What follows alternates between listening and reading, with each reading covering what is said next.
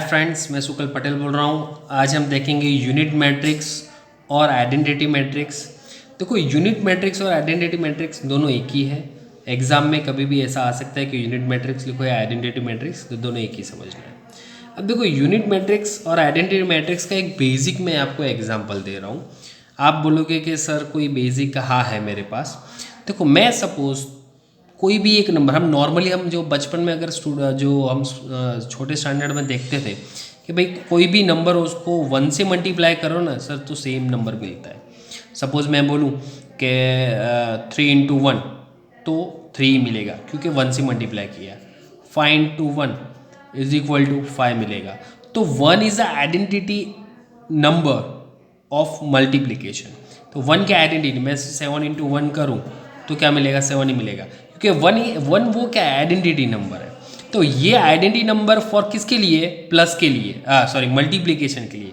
और प्लस के लिए कौन सा आइडेंटिटी नंबर है, तो सिंपल है सर, 1 + 0 करोगे तो 1 मिलेगा, 2 + 0 करोगे तो 2 मिलेगा, 3 + 0 करोगे तो 3 मिलेगा। तो प्लस के लिए आइडेंटिटी नंबर 0 है और मल्टीप्लिकेशन के लिए आइडेंटिटी नंबर क्या है, 1 है। ये तो मैंने आपको बचपन की बात की कि भाई बचपन में ऐसा कुछ देखा हुआ है हमने। ओके, अब मैट्रिक्स में ऐसा कुछ होता है क्या सर, ऐसे आइडेंटिटी नंबर जैसे 1 है कि सर 3 को 1 से मल्टीप्लाई करोगे तो 3 मिल रहा है, तो ऐसे कोई इसमें भी कोई ऐसा आइडेंटिटी मैट्रिक्स है क्या?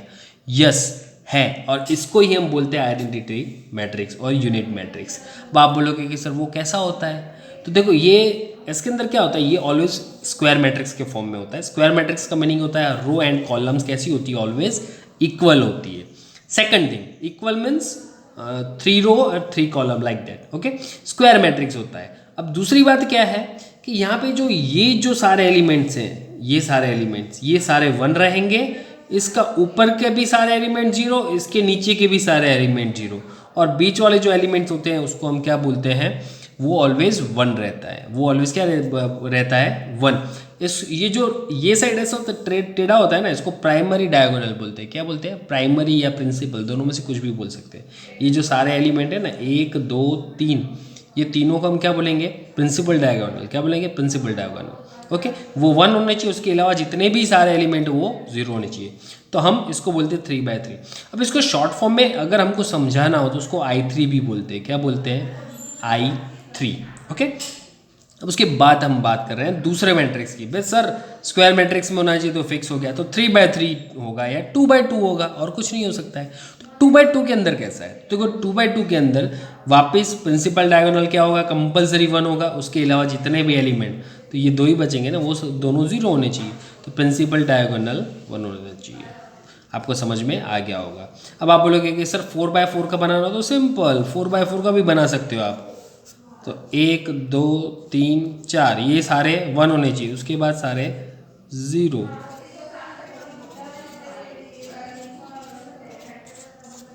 4/4 का हो गया, इसको हम क्या बोलेंगे, I4।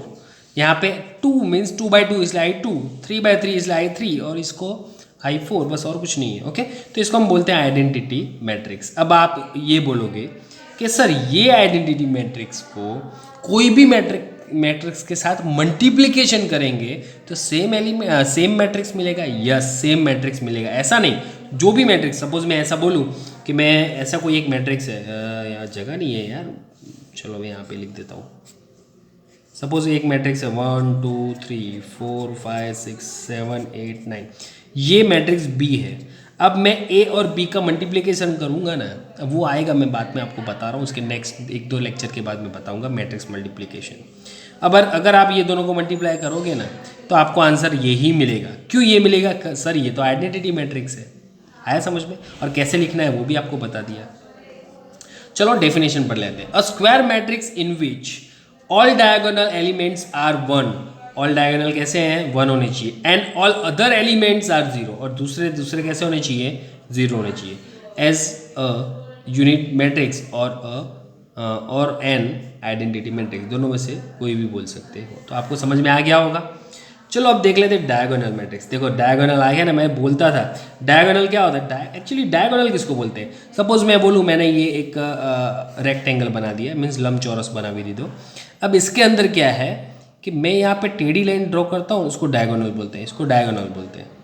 इसको भी डायगोनल, જેને આપણે ગુજરાતીમાં વિકર્ણ કહેતા હતા નાના હતા ને ત્યારે, આપણે સાહેબ આપણને ભણાવે ને કે આને विकर्ण कहेवाय, आने चौरस कहेवाय, आने लंबचौरस कहेवाय, तब हमको क्या था मालूम है, तब हमको समझ में नहीं आता ये साला ऐसा नाम क्यों दिया है, दूसरा नहीं बोलते टेढ़ी लाइन खड़ी लाइन ऐसा कुछ नहीं बोल सकते थे क्या, पर ये है तो इसको बोलते हैं डायगोनल, जिसको हम गुजराती में बोलते थे विकर्ण। तो ये जो डायगोनल है ना, यही डायगोनल की बात चल रही है, ये वाली, इसको डायगोनल बोलते हैं।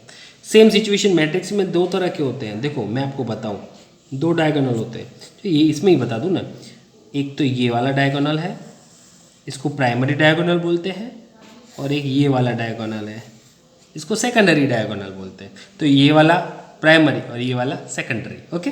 तो ये डायगोनल की बात चल रही है और कुछ नहीं है। तो diagonal matrix, if all the element except diagonal elements of the square matrix are zero, diagonal के अलावा दूसरे सारे एलिमेंट जीरो होते हैं। अब यहाँ पे कोई भी ले सकते हो, पर उसके अलावा जीरो होते हैं तो उसको क्या बोलेंगे, डायगोनल मैट्रिक्स बोलेंगे। आपको ये समझ में आ गया होगा। चलो फटाफट हम आगे बढ़ रहे हैं।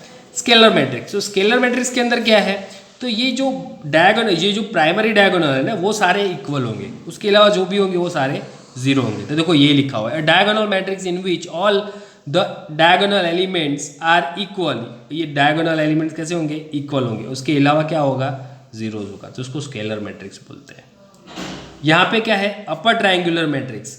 अब देखो यहाँ पे मैट्रिक्स नहीं लिखा है, समझ लेना आप, अपर ट्रायंगुलर मैट्रिक्स। तो अपर ट्रायंगुलर मैट्रिक्स के अंदर क्या होता है कि जिसके ऊपर वाला, देखो अपर ट्रायंगल किसको बोलते हैं, ये डायगोनल है, ये आपको मैंने अभी बताया डायगोनल, ये प्राइमरी डायगोनल, उसके ऊपर वाले सारे एलिमेंट में कुछ ना कुछ वैल्यू होगी और इसके नीचे में सारे जीरोज होते हैं, हम उसको बोलते हैं अपर ट्रायंगुलर मैट्रिक्स।